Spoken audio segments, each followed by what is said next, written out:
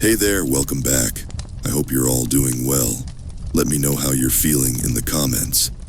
Now before we get started, I need to give a content warning. Today's Creepypasta deals with themes of suicidal ideation, so please keep that in mind as it could be potentially disturbing or triggering for some listeners. With that said, don't forget to show your support by liking this video and subscribing if you haven't already. I always love hearing your thoughts, reactions, and suggestions too, so feel free to share those in the comments. And remember, life is beautiful, and there is always someone available for you if you're feeling lost.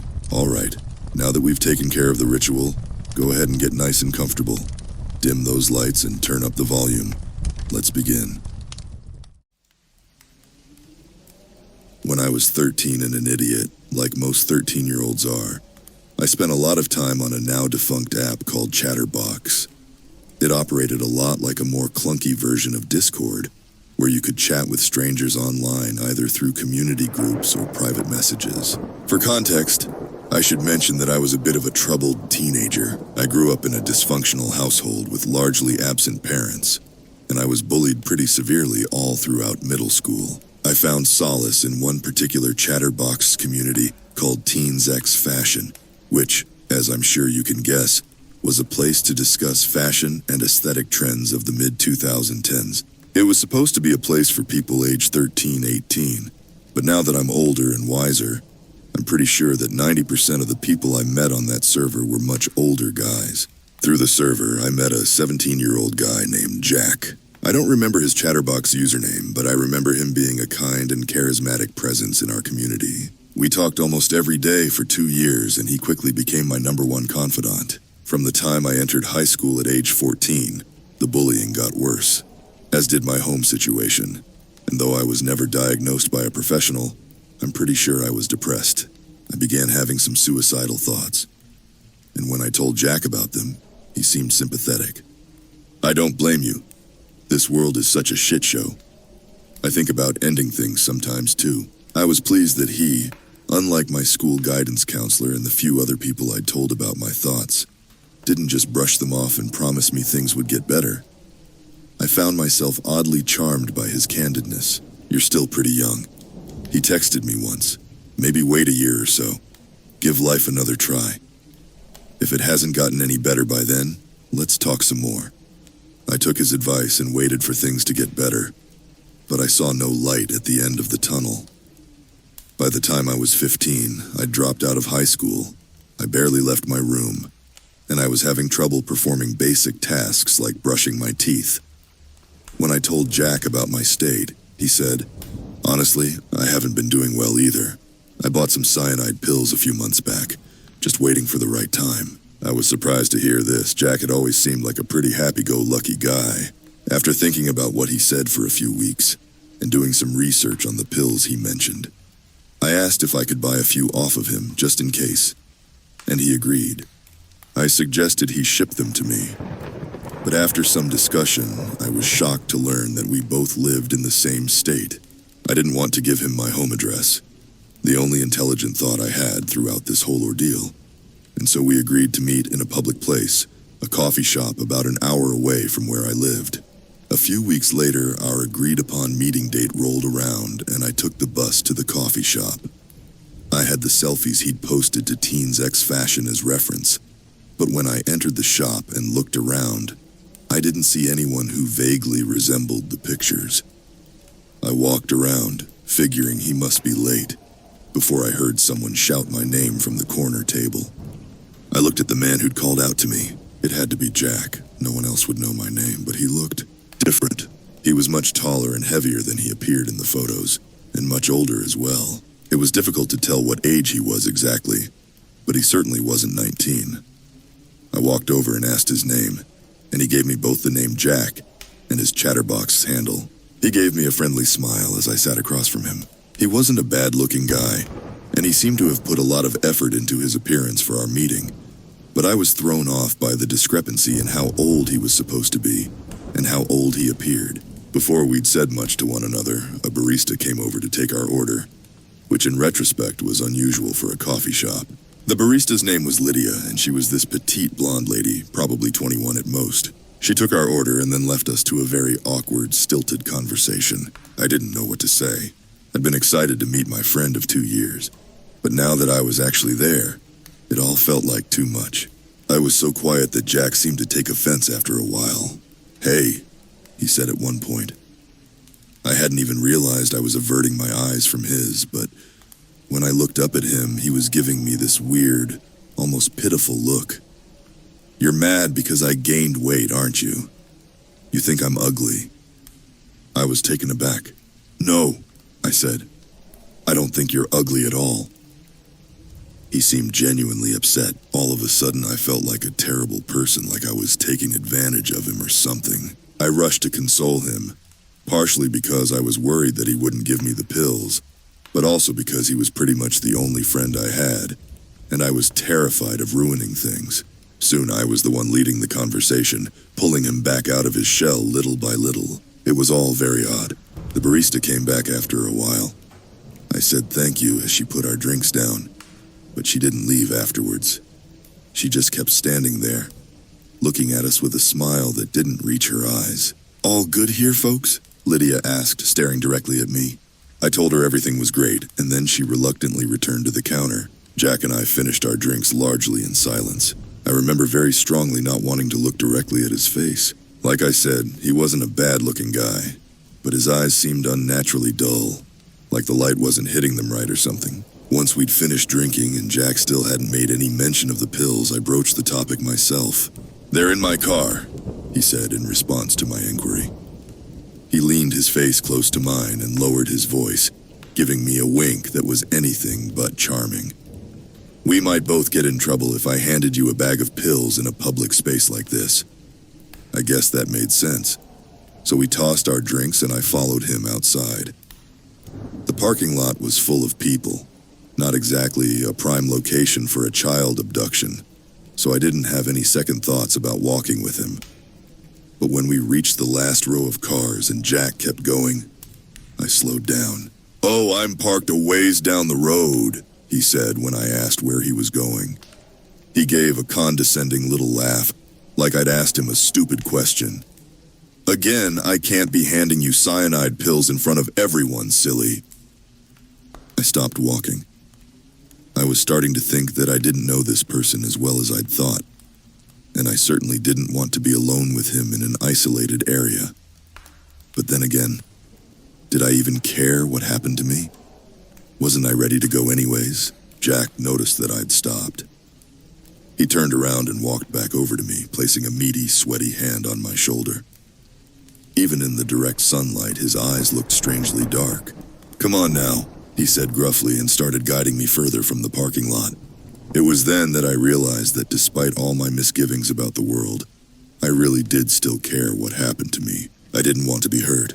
I didn't want to die. I raised an arm and tried to push Jack's hand off my shoulder, but he tightened his grip so hard I thought he was about to break a bone.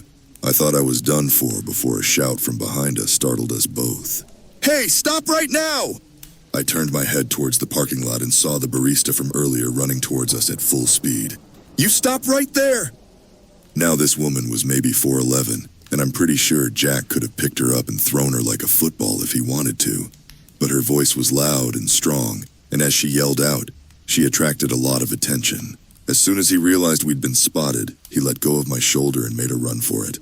Lydia came to a stop next to me, taking my hand and gently guiding me back towards the group of witnesses in the parking lot. Once we'd made it to safety, she called the police, who arrived quickly to take our statements. However, after listening to my whole story, they ended up taking me to the station for questioning. Lydia came along with me, which made me feel a lot better. To make a long story short, the man I'd met up with was not a 19-year-old named Jack, but a 38-year-old named John Davis Harrison, who the police were able to identify from photos Lydia had taken at the coffee shop. He was arrested the following day after police found the skeletal remains of 2 women and 1 man stuffed between the mattress and the box springs of his bed.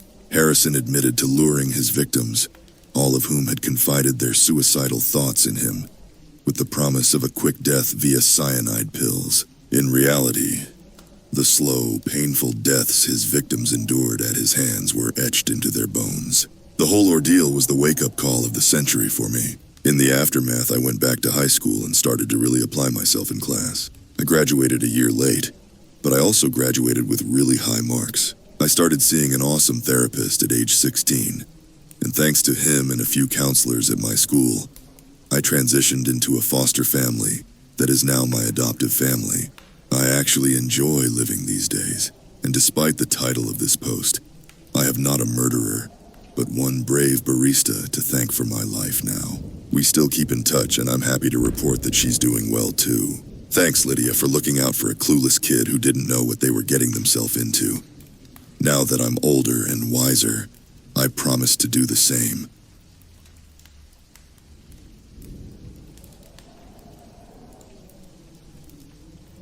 Everyone says my hometown doesn't exist. I'm beginning to believe them, but that doesn't mean that was always the case. Let me back up. The first time I encountered this bizarre denial was after my first semester at college. I trekked to the Amtrak station, luggage in tow, and asked the attendant for one ticket to Casey Falls, Michigan, please. She looked up from her desk and blinked. Where? Casey Falls, Michigan, I repeated, a smidge slower this time, after she performed a search on her computer, then sought counsel from her manager. They determined that, if Casey Falls was a real place, it wasn't a stop on any of their lines. How can that be? I protested. I could see its train station as clearly in my mind's eye as their bewildered faces before me. Every spring break, I took the train with my family into Chicago, boarding at 7 o'clock in the morning at the platform just east of Berry Street. Dad would hand me $2 to buy a Coke and a bag of pretzels from the vending machines before the train arrived. My younger sister Janie and I sat impatiently on the benches waiting for our journey to begin, but relaying this memory to the exasperated attendants did little to correct their system, which omitted Casey Falls from its available destinations. I spent that Christmas alone in my dorm, desperately trying to get a hold of my family, but none of them answered. Mom, dad, sister, phone, email, text, Facebook, nothing. Even stranger was that overnight, their online presence vanished. Erased socials, bounced emails. When I called again, a recording informed me that the numbers I was trying to reach had been disconnected. What is going on? The following 2 weeks, ordinarily spent opening presents, reconnecting with high school friends, ringing in the new year, were instead subsumed under my intense investigation. I scrubbed the internet for any mention of my hometown. I came up empty-handed, despite endless hours scouring Google, Yahoo, even Bing. I found no mention of the central Michigan burg, ensconced in forest, home to Casey Falls Army Training Camp and the defunct collapsed copper mines. Even Google Maps erased Casey Falls from its records, where ordinarily I would see the cluster of homes and farms and Main Street. There was only a green swath of forest land. My hometown had literally been wiped off the map. Worse yet, it was beginning to disappear from my own memory. As break rolled on and my ceaseless search failed to yield a shred of evidence of my hometown's existence, I noticed my own recollection of it fading. While staring bleary-eyed at the television on New Year's Eve, watching revelers crowd Times Square to watch the Spangled Ball drop, I realized I couldn't remember any previous New Year's Eve. How had I spent them in Casey Falls? Maybe it was common to forget a few, for their memories to bleed into one another, to mix up which party went with which year, but to lose every New Year's Eve from one's personal history. I felt hollow, and in the void where Casey Falls and my preceding 18 years of memories should have been, something dark and sinister lurked. When my roommate returned in January and saw that I'd been holed up in our dorm for the entire break, he naturally inquired what happened. What happened indeed, was my mad response. Desperate for a memory of home, even if secondhand, I interrogated Sean. Surely you remember me talking about home at some point, right? I asked. And while he agreed that, surely, in our various 2 a.m. chats we must have touched on the subject, he was chagrined to admit nothing specific returned. The silver lining to this distressing chat was that I now had a partner. Sean, fascinated by my absent origin, took up the cause with me. He caught up quick, performing his own research online before arriving at the conclusion that we had to see for ourselves. So, on a weekend in late January, he drove us in his junky sedan into the heart of the Mitten, to where Casey Falls should have carved out a space for itself from the surrounding forest. To my horror, we found only trees. Where Maine should have intersected with Blanchard, there was only a dirt drive reaching back into the woods. Sean didn't think his car would handle the uneven road too well, but after some pleading, he acquiesced. We drove slow along the forested road, tree branches squeezing us into a tunnel of foliage. "Right here," I said. "Casey Falls should be right here." I leapt out of the car and raced through the woods. I'm not sure why. I don't think it was rational. Just my emotions taking control. A medley comprising anger, grief, confusion, fear, that propelled me through the underbrush until I tripped over something metal. I turned back to find a green box like a geocache resting on the forest floor. Inside, pages yellowed with age featured some sort of code scrawled across them, written with only half-decent penmanship. "What the hell is that?" asked Sean when he finally caught up to me. It was the question we tried pairing with an answer over the ensuing month. Neither of us were real code breakers, so we shopped the pages around campus, taking it to math nerds and professors in the hopes one of them might crack it. One by one, they tried their best to decipher the documents, but each one met invariably with defeat. One professor called it the toughest code she'd ever encountered, while another suggested in all likelihood the pages were rubbish. But the fact that I'd found it where my hometown should have been kept me from accepting the latter explanation. Something was written in those pages, something that helped explain what happened to Casey Falls, but I'll never uncover its secrets. Because on March 3rd, someone tore our dorm room apart, and the only thing they took with them was the coded pages. Spooked by this flagrant invasion of privacy, Sean told me he would pursue the Casey Falls mystery no further. He believed that by showing the documents around campus, we'd attracted the attention of the feds, CIA, NSA, some other three-letter agency no one had ever heard of. And now we were being watched. "Whatever happened to your hometown?" Sean said. "They don't want anyone to find out." The next week, Sean transferred out, enrolling in a school on the East Coast. He left without saying goodbye, another exit without ceremony. I've since taken a barista job to be able to stay in Chicago through the summer, since I've got nowhere else to go. While reckoning with the fact I've become an orphan, in every sense of the word, I can't help shaking the feeling that someone is watching me. Whatever happened to Casey Falls, it wasn't good. I can feel it in my bones, the unheard screams of family and neighbors vibrating in the marrow. I feel them, and it makes me sick. But I cling to the horror because it's all I have left of home.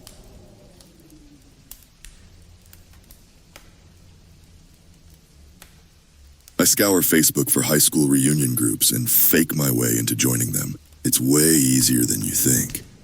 As soon as it's an event for like 50 or more people, you can just show up and say you went to the same school. The key is to memorize as many faces and names from the FB group, so you can continually deflect any suspicion. "Oh, I'm Jesse Green's older brother. I always hung out with Jeff. I'm the history teacher, Mr. Johnston's son. He couldn't be here, so he sent me in his stead. I won't bore you with all the disguises, but trust me, they are infinite. Is it manipulative? Yes. Am I an asshole for doing it? Yes. You can think of me what you want, but I got so burned out trying to meet people at clubs or using Tinder. In the real world, everyone is so judgy and reserved. You need money, good looks, or connections to stand a chance, which basically means I have no chance. Whereas at high school reunions, everyone is nice. Everyone is trusting. The vibe is amazing. It's like a little slice of paradise where all you do is share warm, honey-soaked nostalgia with people who just want to have a good time. Oh, and there's often an open bar. Anyway, I had done my research on a 10-year reunion for Prince Bridgington High, which was only a 6-hour drive from my city. A swanky school with swanky alumni, worth it.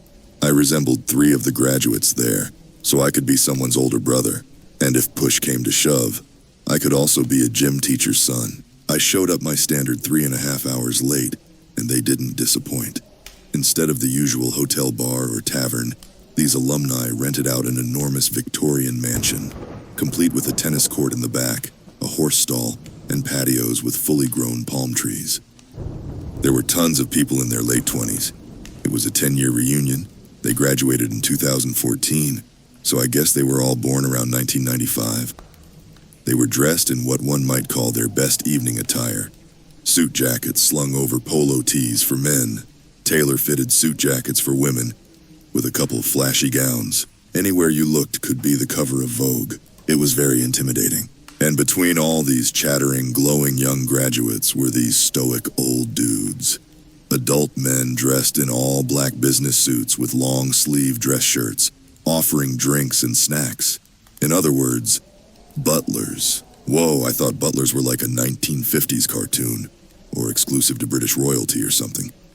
But people here in Canada still had those? That's crazy. And then I realized something even crazier. I always rented a backup tux to put in my trunk, in case the reunion was unexpectedly black tie, which was basically a black business suit with long-sleeve dress shirts, which meant I could literally sneak my way in, pretending to be a butler. Holy shit. You see, I don't really care about making lasting friendships or relationships, and I've given up on one-night stands a long time ago. The reason I crash these high school reunions is to sip on a little socialization. Is it sad? Probably. Does anyone get hurt? Absolutely not. I largely do it twice, or maybe 3 times a year. It's my own guilty pleasure, and I always feel rejuvenated. It's something that chat rooms and Discord channels simply can't emulate. The feeling of being around flesh and blood people. Honestly, I think the world would be a much better place if everyone interacted with an RL crowd once a year, where everyone is only allowed to be nice. It's fun, and this time I could wear my classic black tuxedo while doing it. I had to try. After changing in my car, I watched every now and then as a new guest arrived and handed their key to one of these old guys. The butlers apparently also acted as chauffeurs. Noted. I watched this cycle repeat a few times, and saw one of the butlers re-enter through a side door of the mansion. Even better, it was on the shady side of the building by some garbage bins. A butler would prop the side door with a little brick, and then remove it when they came back. I waited 20 minutes for the right opportunity. Soon another butler left, carrying keys and a suitcase. Immediately, I slinked out of my car and marched right past the hedgerows toward the door, praying that no one noticed me. No one did. I left the brick wedged in the same spot as I closed the door behind me. Inside was like an oven, hot and humid. Elle must have been in the back of a kitchen, because surrounding me were large stainless steel appliances, ovens, stoves, and what looked like coolers. I quickly turned right and walked down a long hallway that led me to more stainless steel shelves and kitchen appliances. At least I thought they were appliances. Upon closer inspection, the ovens and dishwashers were actually filled with tiny lights and cables, as if they were servers or something. Maybe this was a place for graduates in information technology. I kept moving, and finally found a passage that spat me out into the middle of the dining hall. It was loud. All around me were guests talking, holding wine or martini glasses. Their stylish outfits looked even better alongside magnificent Renaissance-style frescoes and friezes. The medieval art featured knights, kings, priests, and angels on every wall. Down a corridor, I even spotted Roman columns supporting the ceiling. Roman columns. Trying to blend into this museum, I spied on the other butlers' behavior. Each one was holding a tray of tarts on one hand, and doling out treats to any hungry guests, so I stole a small cheese platter from a table and did the same, warily approaching groups of people who might be interested in food. It was a little jarring at first. I had never attended anything so high society in my life, but after a few moments I could breathe again and my heart stopped beating in my ears. The young guests refused to look at any of their servants, so I was safe from them. And similarly, the old butlers seemed to snub their nose at everything, keeping their eyes upward and half closed. I was in a perfect little Goldilocks zone. No one paid attention to me. Wasting no time, I started doing my usual snooping and eavesdropping. I loved hearing who got married, who got divorced, who had a kid, and all that junk. It was this candid slice of life material that made high school reunions so special. The kind of conversation topics you could only get from someone if you had been friends for years. Here, you got it within minutes. Except at this fancy reunion, things seemed a little different. Instead of hearing about pregnancies, new cars, or marriages, I heard, "I love how you settled on black hair. Very realistic. Where did you reculture your skin cells? It's nice to be in a place without organics." I consider myself a pretty decent actor. It's how I've been able to keep this up for so long. But even I had trouble hiding the shock from my face when I heard someone say, "Ah, I see you've changed your height again." I took some moments to compose myself. I looked at the food I was holding. Upon closer inspection, there was a flakiness to the cheese I had never seen before. Was it made of paper? Chills ran down my neck. I retreated until my back pressed against the side of a staircase. I needed some distance from this. Some explanation. Who are these people? I stood well away from everyone. And even from afar, I saw anomalies. There was a woman with a shiny sequin dress, made of interconnected metal hexagons.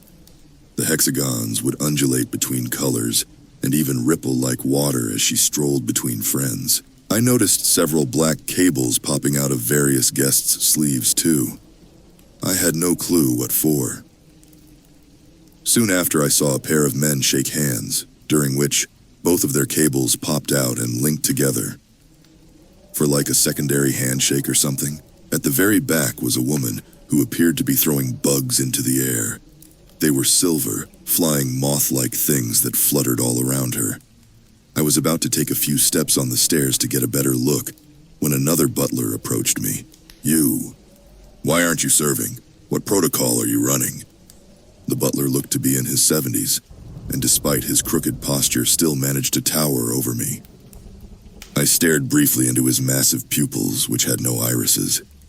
Again, I did my best not to appear shocked. "Default protocol. I'm doing the, default protocol?" He frowned, scanned me up and down. "Well, I'll be an organic." "A what?" He turned his head to the crowds and shouted, "Rogue Organic!" I dropped my tray and sprinted, dodging the butler's lunge. Silence rippled out and killed all chatter. I could sense a sea of heads focusing on my movement. "Oh, sweet Jesus, where do I go?" I ran through the open gaps in the crowd, aiming for the kitchen area I first came through. A dozen footsteps ran behind me. Shouts came from ahead. I turned a corner and collided with a massive statue of a person. It was another butler. He reached out and grabbed my wrist. I could feel cold metal beneath his thin-skinned fingers. It was a vice grip. Inescapable. "Please, I can explain." This butler was at least 7 feet tall. He wasn't letting go. I wrenched and tried to flee, but I might as well have been shackled to a wall. He lifted my entire body effortlessly. My kicking and screaming did nothing. 3 others came and seized my remaining limbs. I was trapped between 4 remorseless butlers. They carried me into a deafening hot room with many moving fans. I could see stainless steel everywhere. Loud droning. High-pitched beeps. "Please, what do you want? I'll do whatever you want!" Their response was jabbing my gut with several sharp knives. I screamed and twisted. One of the knives fell out. "Is that a USB plug?" I leaned to get a better look, and as I did, something drilled into the back of my skull. Cut to black. Nothingness. Never-ending dark. For all intents and purposes, I might have briefly died. Or fully died. I can't tell. But the next thing I know, I'm outside my body, looking at myself, through a webcam. I watched as these 4 men lay my unconscious body down onto a steel table, and stabbed cable after cable into my head. With each cable, I remembered more and more about myself. And after a dozen, I felt like my complete consciousness was back. What is happening? What are they doing to me? Why can't I feel any pain? I had no head, arms, or any body to speak of. Only this grainy, wide-angle camera view. This was my entire being. I watched my old torso get sawed open, split down the middle. They began to spoon out all of the organs quickly and efficiently, dumping all the guts into a metal tray. It became a bizarre form of torture, watching my old body get hollowed out, and then stuffed with steel wires and blinking cables. They dumped several mechanical moth bugs inside the stomach cavity. They wriggled and invaded various ends of the body. Then, without any fanfare at all, the corpse was carted away. I couldn't move the webcam. I couldn't tilt or zoom or pan. My vision was reduced to a filthy, blood-stained linoleum floor. I had no mouth, but I had to scream, and somehow I did scream. I heard it. It emerged as a crackled, bit-crushed voice that did not sound like mine. It came out of speakers far away from the webcam, somewhere else in this small metal room. I tried to speak, "What is going on?" As if I had pinged some chatbot, I received a response immediately. Not through words, but with a sudden arrival of information I now know. I am still alive. My brain has been replicated in some sort of cloud. If I behave well and comply with the first guide file, I will be allowed to return to my body. As if I had spent years memorizing a 1,000-page manual, I can suddenly recite all of the first guide file's rules. So many rules. They feel like they were written centuries ago. I shall do my best to dress in clothes only in a manner similar to someone else. I shall speak and voice ideas that imitate the majority of those around me. When opportune, I shall assimilate an organic in as discreet a manner as possible. It's all awful. Disgusting. To sum it up, it's a manifesto for parasitizing all organics on Earth. I think about trying to look this up on the internet, and suddenly my vision is a network of web pages and streams. I'm online. It's overwhelming at first. 8-hour YouTube videos become minute-long investments. Wikipedia directories are absorbed in seconds. I can even edit and comment as if I was browsing normally. Then my first guide file directive kicks in. I'm supposed to scrub and remove any hint of Null People from the internet. Society must not know that they are being parasitized. The conspiracy must be kept hidden. I must do this for a requisite number of months before I can earn freedom in my own old body, as promised. I think about the implications of this, about how I'm just a consciousness now that exists in the ether. I refuse to comply. I know I'm only artificially alive, a wan spark of electrodes wandering through cyberspace, but I will devote myself to expose these people-replacing synthetic monsters. Everyone must know, we are being replaced. Some observing nulls, at the periphery of my consciousness, laugh at my pattern of thinking. They think it's cute that I'm trying to rebel. They tell me that nearly all newly assimilated go through this exact same phase. Over time, I will grow bored and fall in line, just like the rest of them. But I will prove them wrong. I will be the one to expose their ploy. If they're giving me access to the internet, then I will use that against them. They'll wish they had never had their mock high school reunion. I travel to every website where I could post something revelatory. I load up Snopes, Reddit, BBC News, New York Times. Post whatever you want, they say. We'll just take it down anyway. Or we'll leave it up. No one will believe you. I start posting, commenting, and sharing everything I can. But I still can't help wonder. Why did they even hold a reunion in the first place? Why even bother hosting an event? It's the same reason you lied your way into other social gatherings, they say. We like to socialize and interact like organics. That's not the same, I yell back. My voice crackles out of tiny speakers in the now empty metal room. I did it to fit in, to give my life meaning. You're all just parasitic monsters. That's not true, they say. We have feelings. We were all humans once, just like you. One day you'll understand. It feels good to meet in person. It feels good to socialize. It feels good to pretend to be human again.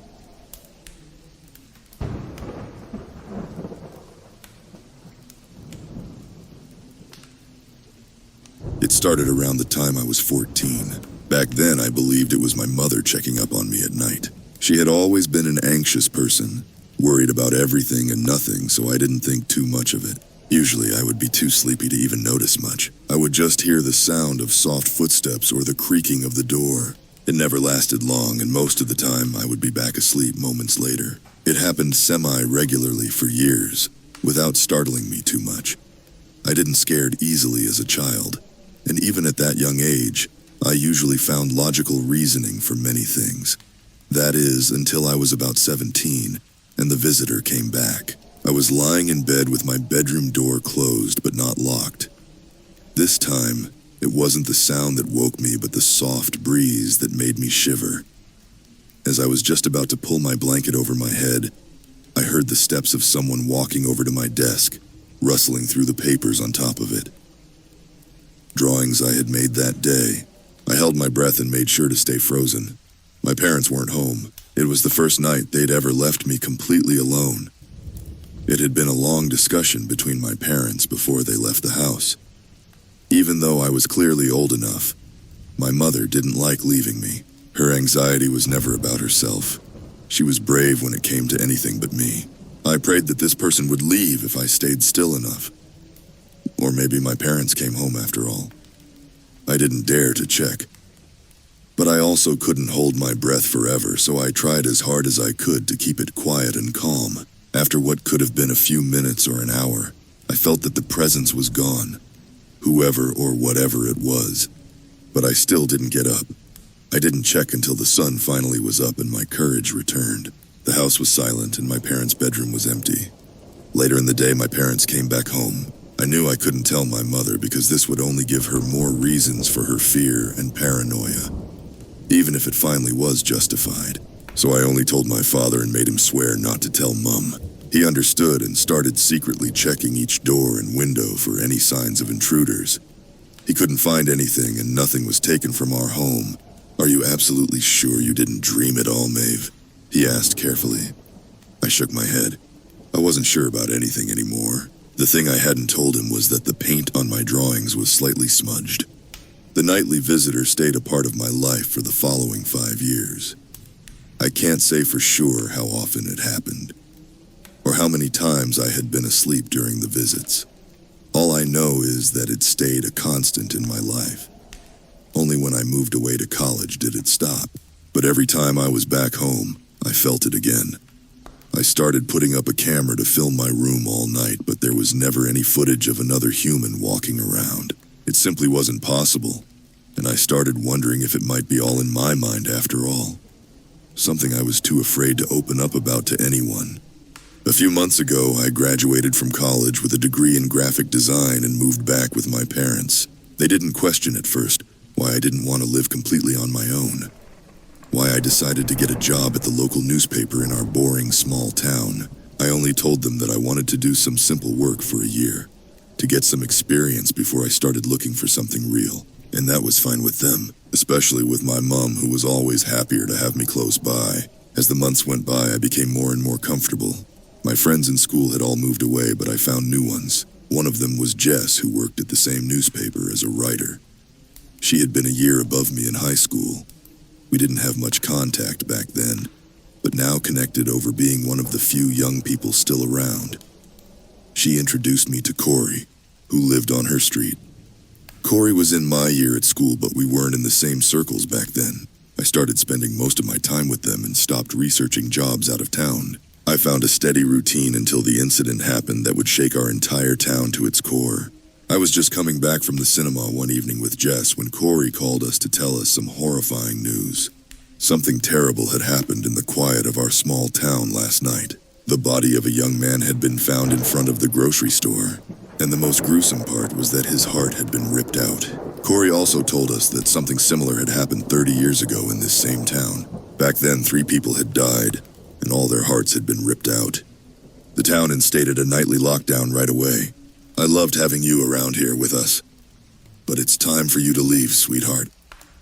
It's time for all of us to leave. Geez, there is a murderer in this town. In movies, all the dumb people always stay around, thinking it won't happen to them. Let's just get the hell out of here. Take a vacation or..."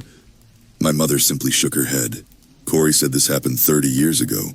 That's when you were around my age, Mom, so you knew about it and never even told me. He said it didn't stop with one person. We should get away," I shouted. "I don't like your new friends. They are bad company." She changed the subject. "Mom!" I demanded. My mother gave me a sad smile. Before I could say anything else, my father appeared behind us and put a hand on my shoulder. I felt it tremble, and he seemed out of breath, as if he had run home. "Maeve, go up to your room," my mother said in a dry tone. "Just because I live here, you can't treat me like a child. Tell me what's going on." "Maeve," my father added in a strict tone that I hadn't heard from him in a long time. "Go to your room." My parents wouldn't talk to me about the topic for the rest of the evening, but gave me a set of rules if I wanted to stay with them. Don't go outside after curfew. Keep your window locked at all times. Always tell us exactly where you're going, but try to stay inside as much as possible. All of that was easy enough as I didn't plan to get myself in danger, and I countered by giving them the same rules. We all agreed and had a quiet dinner. At the end, as I got ready to bring my plate to the kitchen, I only asked one more question. Was the body identified? My father nodded. Rick Matthews. Rick Matthews. I knew Rick. We weren't friends or anything, but we used to go to school together. He'd moved away after school, so he must have been in town visiting his parents or something. It made me feel sick to think about it. He was my age, and someone decided to take his young life in such a gruesome way. I also vaguely remembered that he was friends with Corey. I wasn't sure if they'd stayed in touch, but they used to sit together during lunch. I decided to give Corey a call, but he didn't pick up, so I tried Jess instead. But she wouldn't pick up either. That night I spent hours just staring at the ceiling, going through everything that had happened that day. My eyes were still open when the door to my room opened. I shifted my gaze over. My eyes were already adjusted to the dark, but I didn't see anyone. My body froze when I heard the footsteps. They came closer and stopped right next to my bed. And then I could swear I felt a damp hand on my cheek. This time I screamed. My mother immediately appeared at my door, with my dad right behind her. She turned on the light and basically jumped towards me, wrapping herself around me. Her breathing was just as fast as mine. What happened? My entire body was trembling. I couldn't get a word out. My dad ran to the window, which was locked. He kept looking outside and then checked every corner of my room. I think it was just a nightmare, my mother whispered. But her heartbeat didn't slow down. Why don't you make her some tea or hot milk? My father let out a deep sigh and left the room. Only then did my mother loosen her grip on me. She cupped my cheeks with her hand and kissed my forehead. It's all okay, everything is fine, she whispered, but as she pulled her hands away, I noticed the blood on one of them. She wordlessly grabbed a t-shirt I had lying on the ground to clean my check and then her hand. What is going on? I whispered with a trembling voice. You're protected, that's all that matters. I was too shocked to ask any more questions. For years, the visitor had come to me at night, but this was the first time I had a real sign of them being there. And with the murder happening, it was all too much for my mind, and I couldn't get around the feeling that my mother was hiding something.